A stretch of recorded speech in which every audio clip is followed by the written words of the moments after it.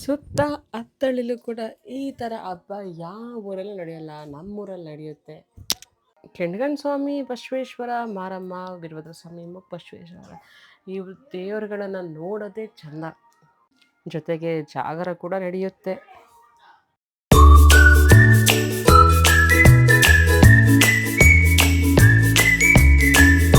ಎಲ್ಲರಿಗೂ ನಮಸ್ಕಾರ. ಇವತ್ತು ನನ್ನ ಹುಟ್ಟೂರಾದಂತಹ ಚಿಂಚಳ್ಳಿ ಗ್ರಾಮದಲ್ಲಿ ನಡೆಯುತ್ತಿರುವ ಮಾರಿ ಹಬ್ಬದ ಕೆಲವು ವಿಶೇಷ ಕ್ಷಣಗಳನ್ನು ನಿಮ್ಮೊಂದಿಗೆ ಹಂಚ್ಕೊಳ್ತಾ ಇದ್ದೀನಿ. ಈ ಹಬ್ಬ 4 ದಿನ ನಡೆಯುತ್ತೆ.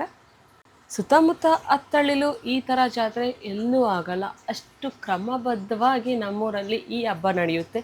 ಇಡೀ ಗ್ರಾಮಸ್ಥರೇ ಒಟ್ಟಾಗಿ ನಿಂತು ಮಾಡುವಂಥ ಹಬ್ಬ ಆಗಿರುತ್ತೆ. ಸೊ ಹಬ್ಬ ಶುರುವಾಗೋ ಹಿಂದಿನ ದಿನ ನಮ್ಮ ಊರಿನ ಗ್ರಾಮಸ್ಥರೆಲ್ಲ ಸೇರಿಕೊಂಡು ಕೆಂಡೋತ್ಸವಕ್ಕೆ ಹಾಗೆ ಅಗ್ನಿಗೆ ಸೌದೆ ತರುವಂಥ ಪ್ರತೀತಿ ಇದೆ ಕಾಡಿಗೆ ಹೋಗಿ. ಅದಕ್ಕೋಸ್ಕರನೇ ಆಲ್ರೆಡಿ ಎಲ್ಲ ಜನ ಸೇರಿದ್ದಾರೆ. ಅವರವರ ಮನೆಯಿಂದ ಕೊಡ್ಲಿಗಳು, ಕತ್ತಿ ಇದೆಲ್ಲ ತಂದು ಪೂಜೆ ಮಾಡಿಸ್ಕೊಂಡು ಹೋಗ್ತಾರೆ. ಇದಕ್ಕೆಲ್ಲ ಆಶೀರ್ವಾದ ಮಾಡೋದಕ್ಕೆ ನಮ್ಮ ಊರಿನ ದೇವರಾದ ಮೂಗು ಬಸವೇಶ್ವರ ಬಂದು ಆಶೀರ್ವಾದ ಮಾಡಿ ಹೋಗ್ತಾರೆ. ಆಗಿನ ಕಾಲದಲ್ಲೆಲ್ಲ ಎತ್ತಿನ ಗಾಡಿ ತೊಗೊಂಡು ಹೋಗ್ತಾಯಿದ್ರು. ಇವಾಗ ಅಪ್ಡೇಟ್ ಆಗ್ತಾ ಇದೆಯಲ್ಲ, ಹಾಗಾಗಿ ಇವತ್ತು 3 ಟ್ರ್ಯಾಕ್ಟರ್ ಜೊತೆಗೆ ಒಂದು ಎತ್ತಿನ ಗಾಡಿ ಕೂಡ ಹೋಗ್ತಾ ಇದೆ. ಗ್ರಾಮಸ್ಥರೆಲ್ಲ ಸೇರಿ ಎಲ್ಲರ ಮನೆಯಿಂದನೂ ಕತ್ತಿ, ಕೊಡ್ಲಿ ಎಲ್ಲನೂ ತಂದು ಪೂಜೆ ಮಾಡಿಸ್ಕೊಳ್ತಾ ಇದ್ದಾರೆ. ಪ್ರತಿ ಮನೆಯಿಂದ ಕೊಡ್ಲಿ, ಕತ್ತಿ ತಂದು ಪೂಜೆ ಮಾಡಿಸಿ ಹೊರಡೋ ಪ್ರತೀತಿ ಇದೆ. ಹಾಗೆ ಎಲ್ಲ ಪೂಜೆ ಮಾಡಿಸ್ತಾ ಇದ್ದಾರೆ. ಜೊತೆಗೆ ಎತ್ತಿನ ಗಾಡಿ ಕೂಡ ರೆಡಿ ಇದೆ ಹೊರಡೋದಕ್ಕೆ. ಎಲ್ಲರನ್ನು ಕೈ ಮುಗಿದು ಕತ್ತಿನೂ ಕೊಡ್ಲಿನೂ ತೊಗೊಂಡು ಹೊರಡ್ತಾರೆ. ಇವಾಗ ಈ ಗ್ರಾಮ ದೇವತೆ ಹಬ್ಬನ ನೋಡೋದಕ್ಕೆ ತುಂಬ ಅಂದರೆ ತುಂಬ ಖುಷಿಯಾಗುತ್ತೆ. ಯಾಕಂದರೆ ಇಡೀ ಊರು ಒಟ್ಟಾಗಿ ನಿಂತು ಮಾಡೋವಂಥ ಹಬ್ಬ ಇದಾಗಿರುತ್ತೆ. ನೋಡಿದ್ರ ಹಿರಿಯರು ಕಿರಿಯರು ಅನ್ನೋಂಗಿಲ್ಲ, ಎಲ್ಲರೂ ಹೊರಡ್ತಾ ಇದ್ದಾರೆ. ಹಾಗೆ ಸೌದೆನೂ ತಂದು ಆಯಿತು.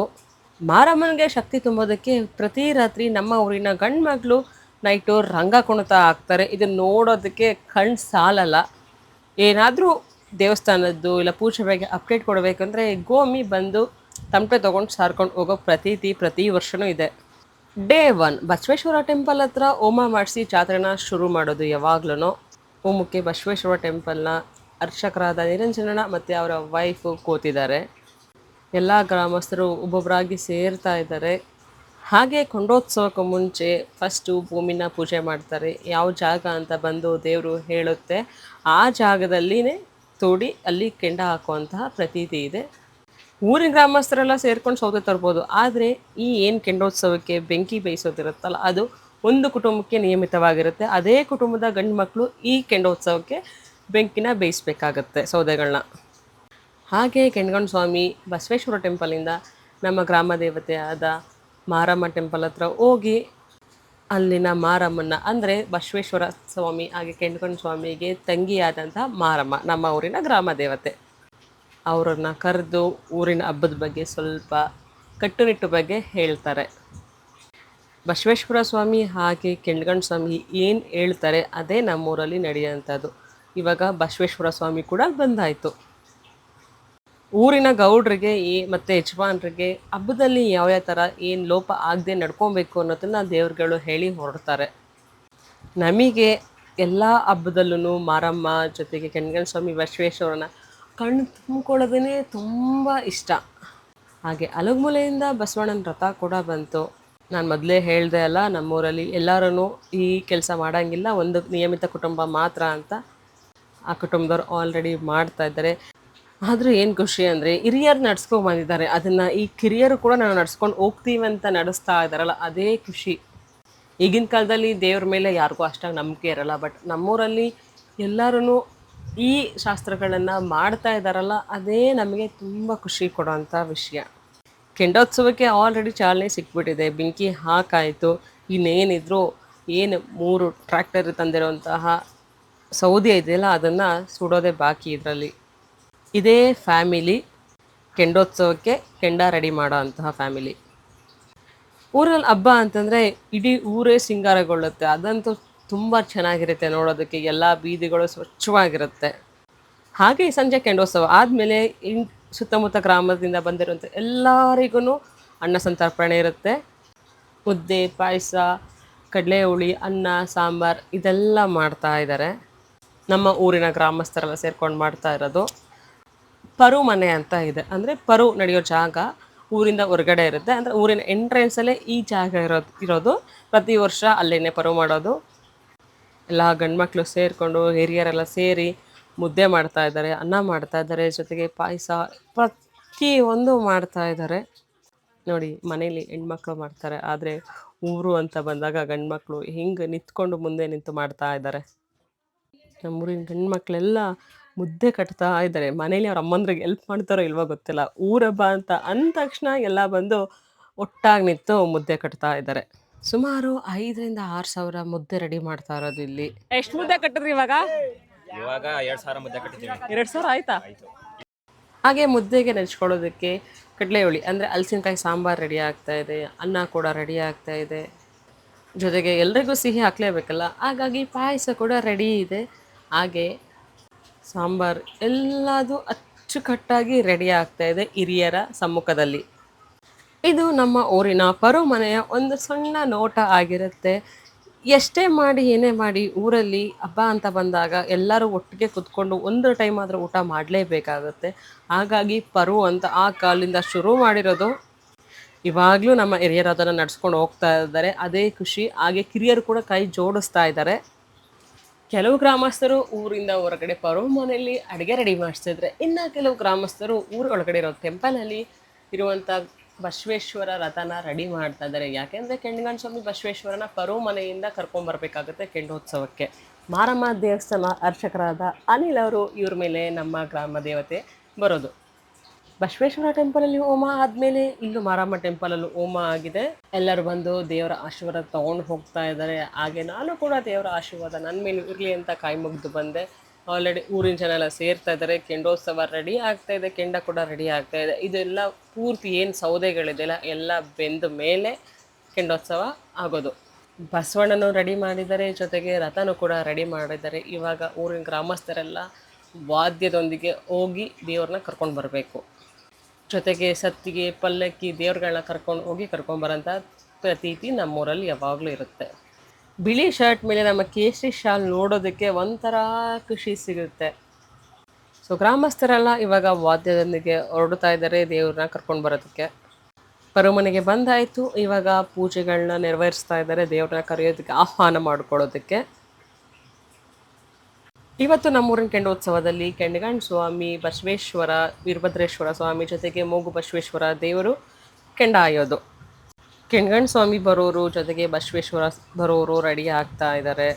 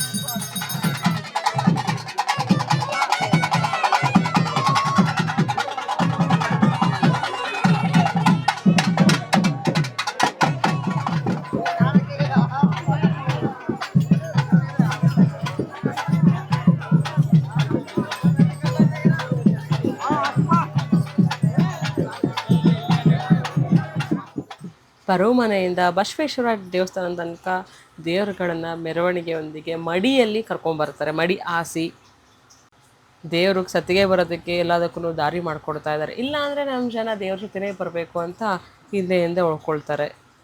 ನೋಡಿ ಇಡೀ ಊರೇ ಒಂದಾಗಿದೆ, ಎಷ್ಟು ನೋಡೋದಕ್ಕೆ ಚಂದ ಅಲ್ಲ.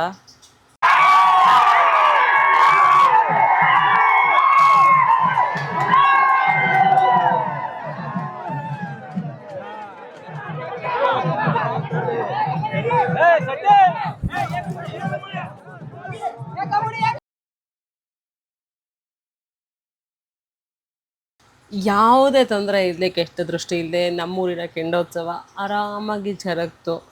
ಬಸವೇಶ್ವರ ಸ್ವಾಮಿ ಜೊತೆಗೆ ಕೆಂಡಗಂಡ ಸ್ವಾಮಿ, ಮೂಗಬಸವೇಶ್ವರ, ವೀರಭದ್ರ ಸ್ವಾಮಿ ಎಲ್ಲರೂ ಕೆಂಡೋತ್ಸವನ ಅದ್ಧೂರಿಯಾಗಿ ನಡೆಸ್ಕೊಟ್ಟಿದ್ದಾರೆ.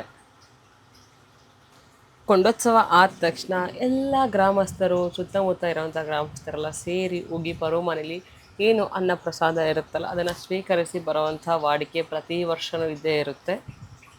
ಬರೋ ಮನೇಲಿ ಊಟ ಆದಮೇಲೆ ಅಲುಗುಮುಲೆ ದೇವರುಗಳಾದ ಕೆಂಡಗಂಡ ಸ್ವಾಮಿ ಹಾಗೂ ಬಸವೇಶ್ವರ ದೇವರುಗಳದ್ದು ಕಂದಾಯ ಹಾಗೂ ಸತ್ತಿಗೆ ಜೊತೆಗೆ ಬಸವಣ್ಣ ಸ್ವಾಮಿಯ ರಥದ್ದು ಮೆರವಣಿಗೆ ಇರುತ್ತೆ. ಅದನ್ನು ನಮ್ಮ ಊರಿನ ಗೋಮಿ ಸಾರ್ಕೊಂಡು ಬೀದಿ ಬೀದಿಗಳಲ್ಲಿ ಎಲ್ಲರಿಗೂ ಹೋಗಿ ಹೇಳ್ತಾ ಇದ್ದಾರೆ, ಎಲ್ಲರೂ ಪೂಜೆಗೆ ರೆಡಿ ಮಾಡ್ಕೊಳ್ಬೇಕು ಅಂತ. ನಮ್ಮಮ್ಮ ಕೂಡ ಪೂಜೆಗೆ ರೆಡಿ ಮಾಡಿಕೊಂಡು ಹೊರಗಡೆ ಬಂದು ಆಲ್ರೆಡಿ ಇರ್ತಾಯಿತ್ತು. ಹಾಗೆಯೇ ದೇವರುಗಳದ್ದು ಕಂದಾಯ ಸತ್ತಿಗೆ ಎಲ್ಲ ಬಂದು ಊರು ಮೆರವಣಿಗೆಗೆ ಸಿದ್ಧ ಆಗಿದೆ. ಮೆರವಣಿಗೆ ಆದಮೇಲೆ ನಮ್ಮೂರಿನ ಗ್ರಾಮ ದೇವತೆಯಾದ ಶಕ್ತಿ ಮಾರಮ್ಮನವರು ಕರಗ ತರುವ ಪ್ರತೀತಿ ಇದೆ. ಹಳ್ಳಕ್ಕೆ ಹೋಗಿ ಹಳ್ಳದಲ್ಲಿ ನೀರು ತಗೊಂಡು ಕರಗ ತರುವಂಥದ್ದು.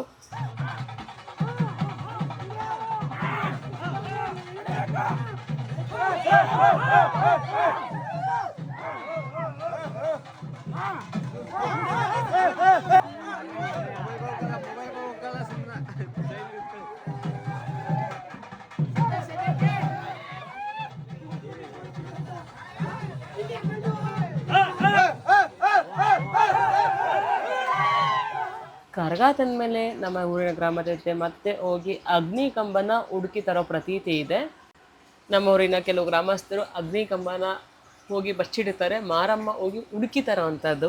ಅಗ್ನಿ ಕಂಬ ತರೋದಕ್ಕಿಂತ ಮುಂಚೆ ಇಲ್ಲಿ ರಂಗದ ಕಲ್ಲ ಹತ್ರ ಪೂಜೆ ಮಾಡಿ ಏನು ಅಗ್ನಿ ಕಂಬ ನೆಡೋದಕ್ಕೆ ಜಾಗನ ಸಿದ್ಧ ಮಾಡ್ಕೊಳ್ತಾರೆ ಇಲ್ಲಿರುವಂತಹ ಗ್ರಾಮಸ್ಥರು.